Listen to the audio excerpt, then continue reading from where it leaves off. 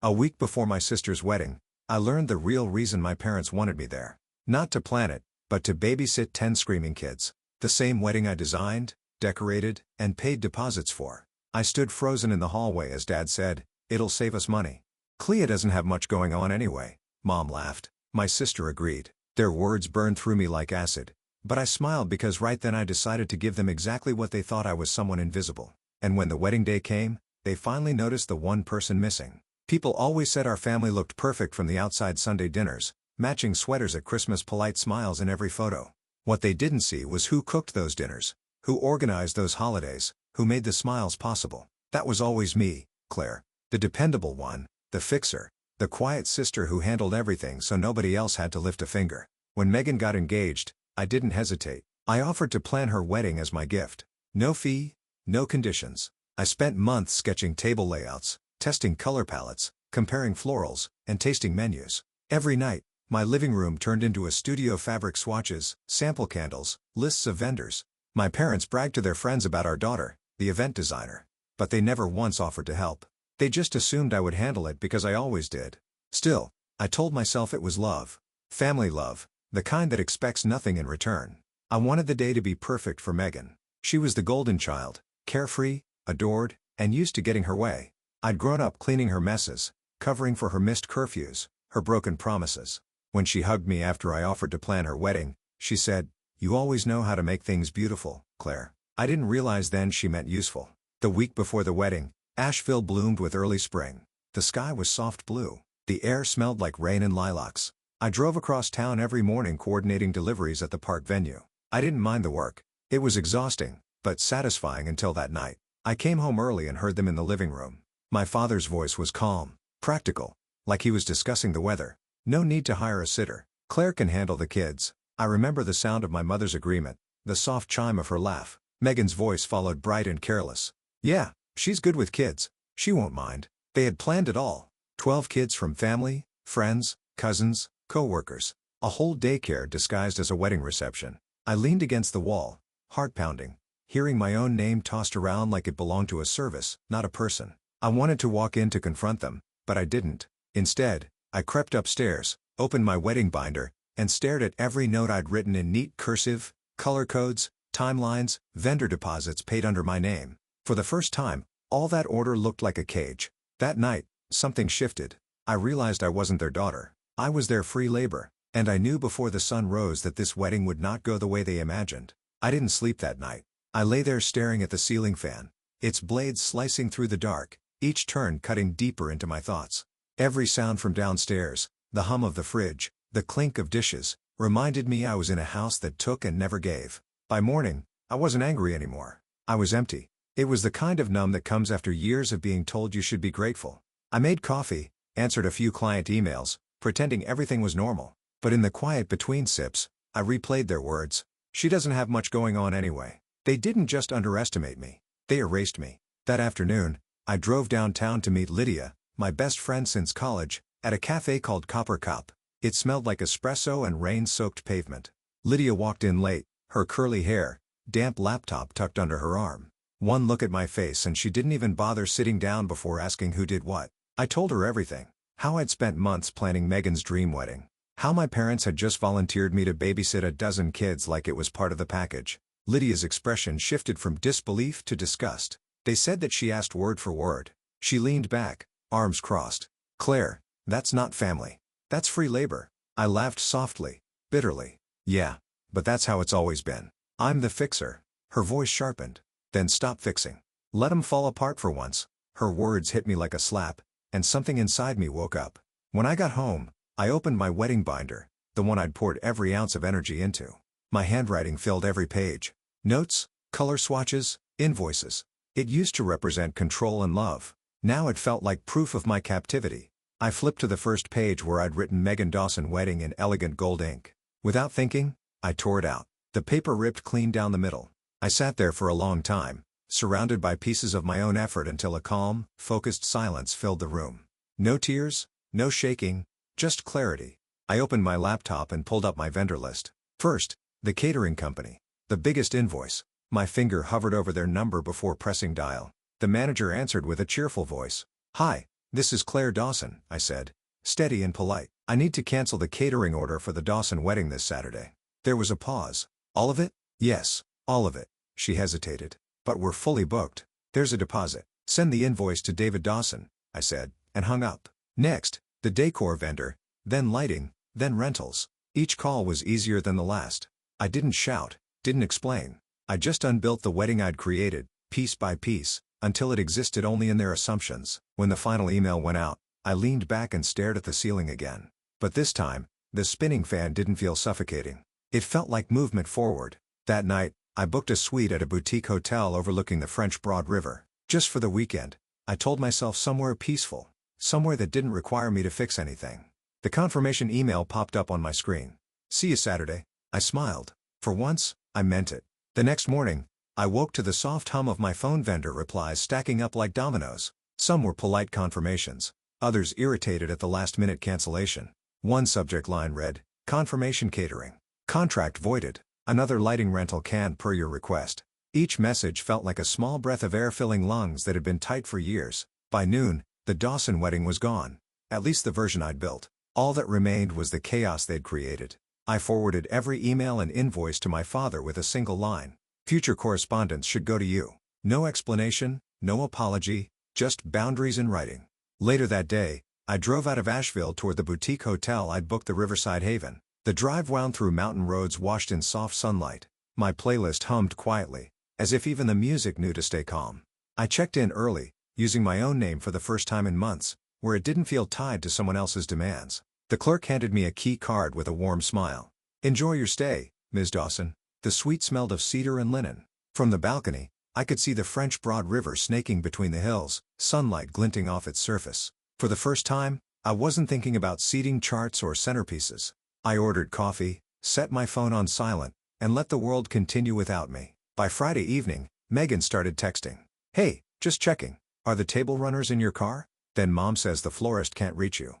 Her messages piled up, each one a thread of panic she didn't know she was pulling. I didn't reply. Instead, I ran a bath, poured myself a glass of wine, and opened my laptop, not to fix anything, but to start something new. A blank document, a logo idea, Dawson Designs. Not their name anymore. Mine. The night before the wedding, I sat on the balcony wrapped in a robe, watching the city lights flicker below. My phone buzzed again. "Dad, this time we need you at the park by 7 a.m. No excuses." I typed one reply. "I won't be there." Then I turned the phone face down and left it on the table. It was quiet after that. The kind of quiet that felt earned. I thought about all the times I'd driven across town to rescue someone else's crisis. All the years I'd believed that being useful meant being loved. Now I knew better. When I finally went to bed, the sky outside had turned deep blue. Somewhere across town, they were still preparing for a wedding that no longer existed. And I slept better than I had in years. Saturday morning arrived bright and sharp. The kind of spring day every bride dreams of: blue sky, warm sun, a breeze light enough to make the flowers dance. But across town, that dream was unraveling thread by thread. I woke to sunlight spilling across the white sheets of my hotel bed, the smell of fresh coffee filling the room. I stretched slowly. No alarms, no rush, no obligations. For the first time in years, the morning was mine. I slipped into a robe and stepped onto the balcony overlooking the French Broad River. The water glittered, the city murmured below, and I let the calm soak into me. Then my phone started buzzing. Once, twice, then non-stop calls, texts, voicemails. I didn't need to look to know who it was. The first message flashed across the screen. "Megan, where are you? The caterers aren't here." I smiled. The coffee was still warm in my hand when the second message came. "Mom? Claire? Please answer. Something's gone wrong." Then, "Dad, get to the park now." I set the phone down and took another sip. The taste of roasted beans and quiet satisfaction. The phone rang again. Megan, this time persistent as ever. I let it buzz until the ringtone looped twice, then answered just to hear the panic. Her voice came out high, cracked with desperation. "Claire, where are you? The tables are bare. The food's not coming, and there are kids. So many kids running around. No one knows what to do."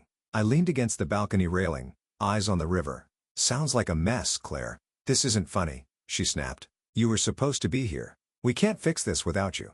"Funny," I said softly. "That's exactly what you said about me a week ago, that you could handle everything." Her breath hitched. "You can't just walk away." "It's my wedding.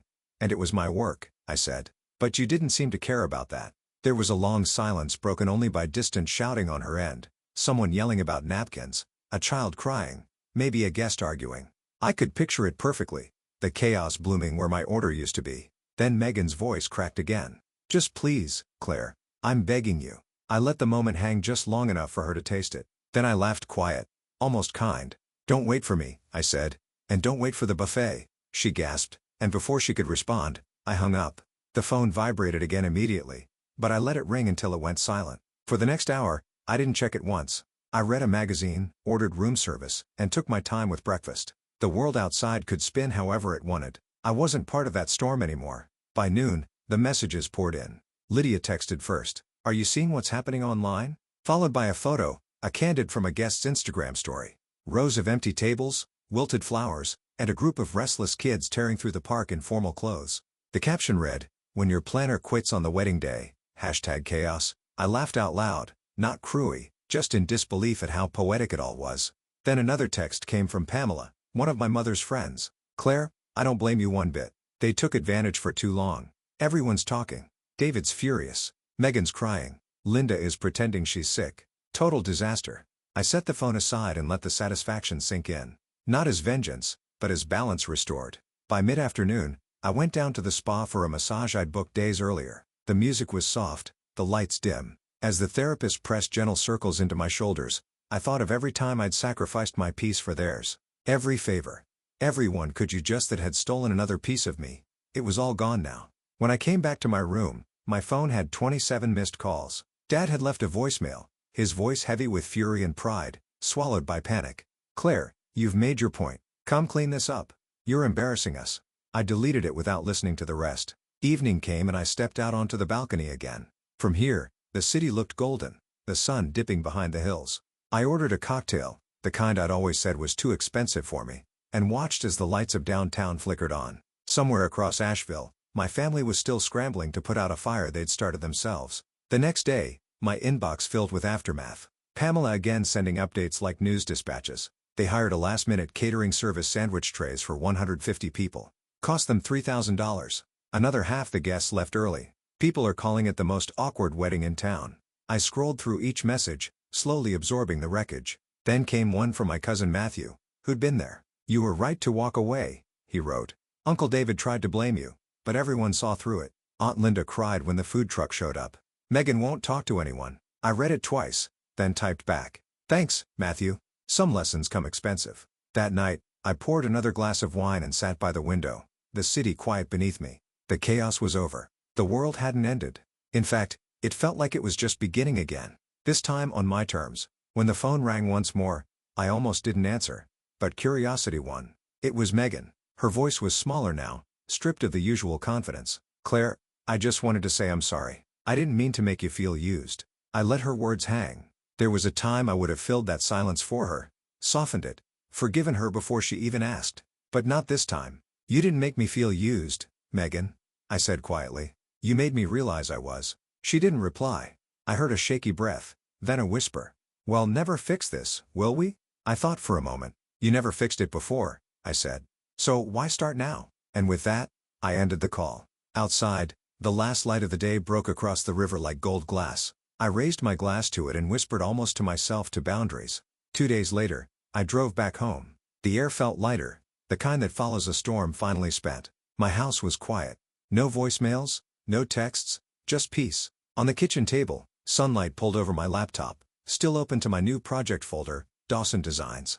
My first independent clients had already replied to my proposals with yeses. Then came a message from Aunt Valerie. "I was at the wedding," she wrote. "They deserved every bit of it. You did the right thing." Her words landed soft but steady like a hand on my shoulder. I opened social media out of curiosity. Photos from the wedding were everywhere. Empty tables, kids in stained suits, guests leaving before the cake was cut. The caption said, "Enough disaster. Mismanaged. No food." None of them mentioned my name. For once, the chaos didn't belong to me. That night, I poured tea and stood by the window watching the streetlights blink on. Somewhere across town, my parents were probably arguing about who to blame. Megan was likely crying into her untouched wedding album. I didn't feel guilt. I felt clarity. Sometimes the only way to fix what's broken is to stop fixing it. A week later, I stood in my new office downtown. Sunlight spilling through big glass windows, sketches pinned on the wall, my name printed on the door. Claire Dawson, event designer.